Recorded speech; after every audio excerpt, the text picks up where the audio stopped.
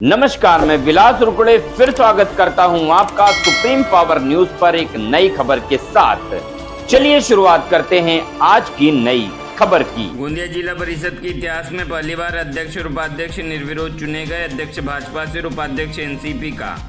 गोंदिया जिला परिषद के इतिहास में पहली बार अध्यक्ष और उपाध्यक्ष पद हेतु निर्विरोध निर्वाचन हुआ, जिसमें भाजपा, कांग्रेस, राष्ट्रवादी कांग्रेस और निर्दलीय सभी प्रत्याशियों ने दोनों प्रत्याशियों को समर्थन देकर निर्वाचित किया। इसमें भारतीय जनता पार्टी के 30, राष्ट्रवादी कांग्रेस पार्टी के 8, कांग्रेस पार्टी के 13 और 2 निर्दलीय समेत कुल 53 सदस्यों ने निर्विरोध अध्यक्ष और उपाध्यक्ष का चुनाव किया। अगले 2.5 वर्ष के लिए भारतीय जनता पार्टी के लायकराम भेंडरकर को अध्यक्ष, वही राष्ट्रवादी कांग्रेस के सुरेश हरसे को उपाध्यक्ष चुना गया।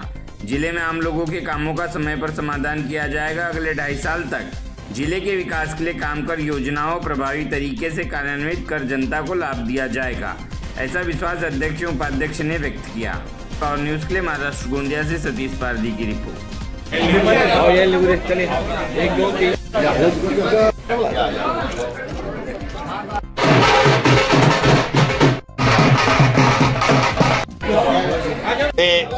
प्रफुल्लभाई पटेल साहेब, राजेंद्र जैन साहेब यांच्या मार्गदर्शनामध्ये महायुती घडवून आली। महायुतीमध्ये याआधी 2.5 वर्ष जिल्ह्याच्या विकासाकरिता प्रफुल्लभाई पटेल, राजेंद्र जैन साहेबाच्या नेतृत्वामध्ये आम्ही जिल्हा परिषदेमध्ये काम केलं आणि त्याचप्रमाणे आता पुन्हा मला उपाध्यक्ष म्हणून प्रफुल्लभाई पटेल साहेब, राजेंद्र जैन साहेबांनी संधी दिली। ज्याप्रमाणे जिल्ह्यामध्ये शिक्षकाचा थोडा अभाव आहे, त्याला आपण शिक्षकाच्या अभावाला कसं 15 वित्तायोग आहे, जिल्हा निधी आहे, याच्यामध्ये कशी भर देता येईल आणि आपल्याला स्वयंसेवक कसं घेता येतील, हा पहिल्यांदा माझी प्रायोरिटी असेल शिक्षण विभागाच्या माध्यमातून। दुसरं आरोग्याच्या माध्यमातून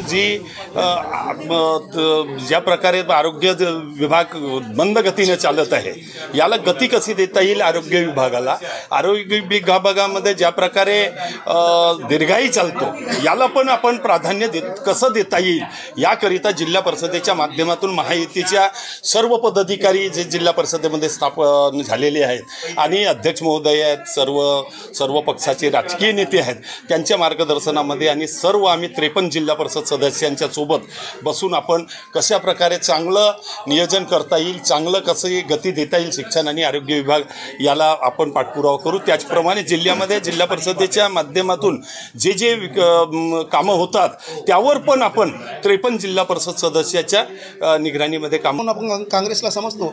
त्यांनी सुद्धा एक चांगल्या पद्धतीनं अध्यक्ष आणि उपाध्यक्षाच्या निवडणुकीमध्ये आणि अभूतपूर्व म्हणजे सहकार्य केलं, त्याबद्दल सर्वांचं या ठिकाणी अभिनंदन आहे आणि त्यांचे स्वागत करतो आणि अध्यक्ष म्हणून त्यांचं आभारसुद्धा या ठिकाणी व्यक्त करतो।